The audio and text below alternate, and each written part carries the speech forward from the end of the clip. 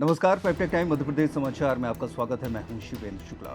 Teaching ability test TET यानी शिक्षक पात्रता परीक्षा सर्वोच्च न्यायालय के 1 सितंबर 2025 के निर्णय से निकला ये भस्मासुर शिक्षकों के लिए परेशानी का सबब बन गया है। वर्तमान में मजे से नौकरी कर रहे शिक्षकों को परीक्षा पास करना अनिवार्य किया गया है।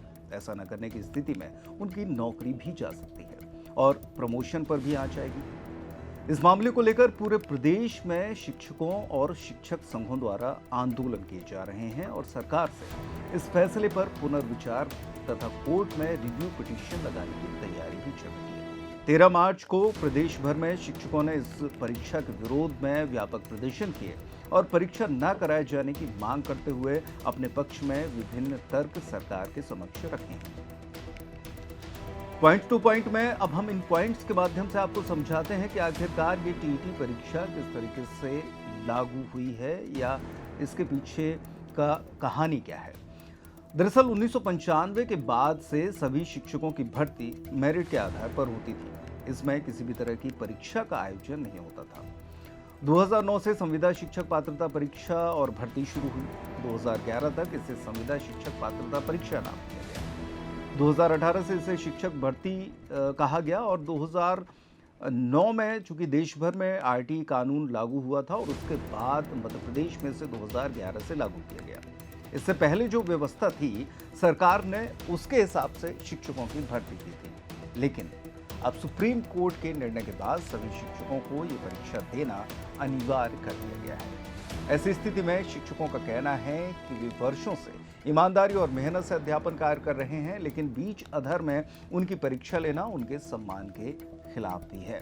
उनका इस पक्ष में ये तर्क भी है कि जब उन्हें नौकरी दी गई थी उस दौरान की जो सेवा शर्तें थीं, उन सेवा शर्तों में कहीं पर भी बीच में या आगामी समय में किसी भी तरह की परीक्षा या पात्रता परीक्षा पास करने का कोई निर्देश नहीं था। लेकिन अब बीच में इस तरह का निर्देश उन सेवा शर्तों का उल्लंघन भी है। इस बात को लेकर भी प्रमुखता से उठाया जा रहा है और इसी को रिव्यू पिटीशन का आधार भी बनाया जाएगा। इसी सिलसिले में 13 मार्च को पूरे प्रदेश में मुख्यमंत्री, प्रधानमंत्री और राष्ट्रपति के नाम ज्ञापन सौंपे गए। सतना में तो अध्यापकों ने सामूहिक इच्छा मृत्यु तक की मांग कर डाली। बताया जा रहा है कि शिक्षक संगठन अप्रैल माह में राजधानी भोपाल में एक बड़े आंदोलन की तैयारी में है और उसके बाद सरकार का क्या रुख होगा ये आगे पता चलेगा।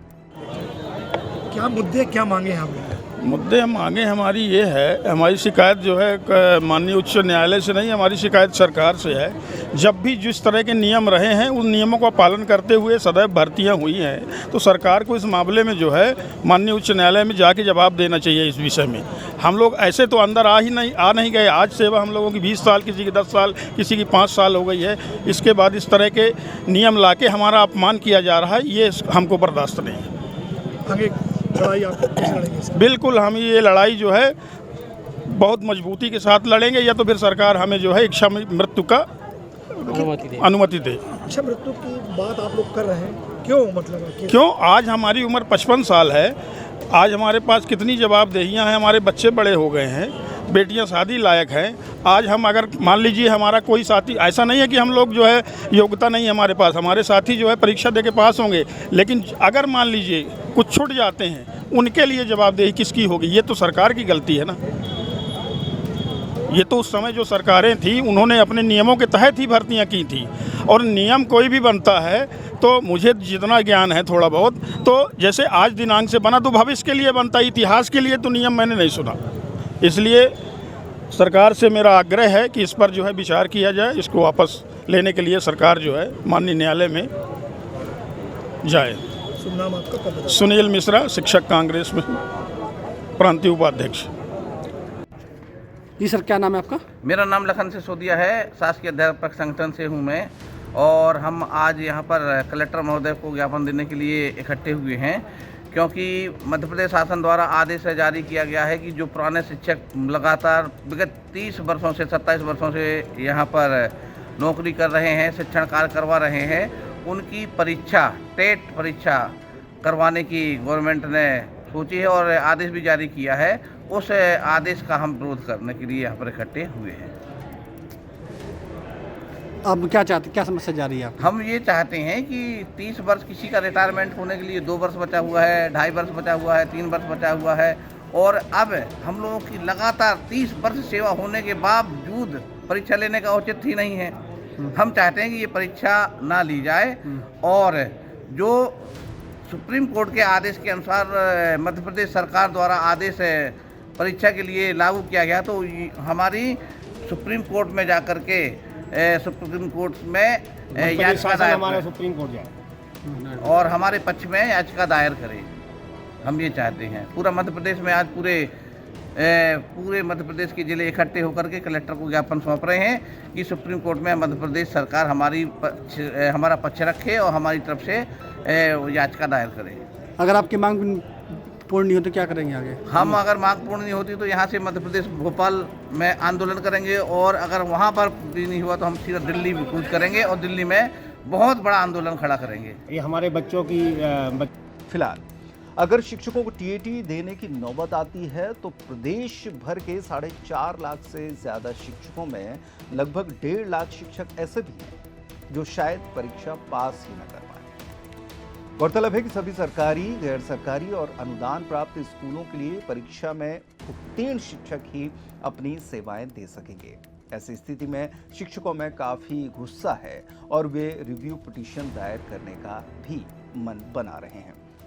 और इसी सिलसिले में ये जो तर्क भी दिया जा रहा है कि जब उन्होंने नौकरी की थी उस दौरान ऐसी सेवा शर्तें नहीं थी।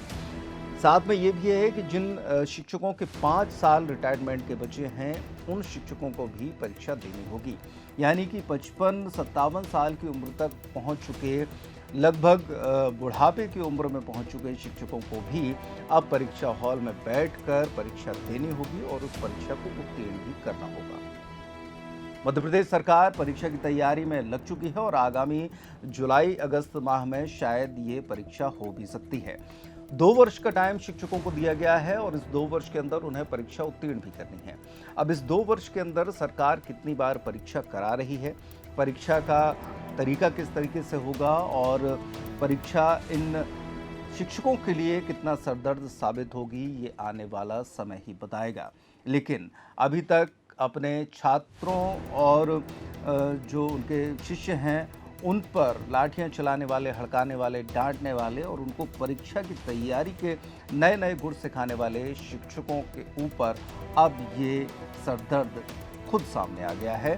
अब उन्हें खुद बच्चों जैसे पढ़ाई करना पड़ेगी, विषय रटने पड़ेंगे और उसके बाद परीक्षा हॉल में बच्चों जैसे बैठकर परीक्षा भी देनी पड़ेगी, परीक्षा पास करनी पड़ेगी, बशर्ते कि अगर जो आंदोलन अप्रैल में होने वाला है उस आंदोलन के बाद सरकार किसी निर्णय पर जाए या सरकार खुद अपनी तरफ से याचिका लगाए या फिर शिक्षक संघ जो याचिका, पुनर्विचार याचिका लगाने की बात कर रहे हैं, उस याचिका लगाने के बाद क्या कुछ कोर्ट का निर्णय उनके पक्ष में आता है, ये आने वाला वक्त तय करेगा। लेकिन फिलहाल की स्थिति में शिक्षकों के लिए इस परीक्षा का आदेश ही बड़ा सरदर्द साबित हो रहा है।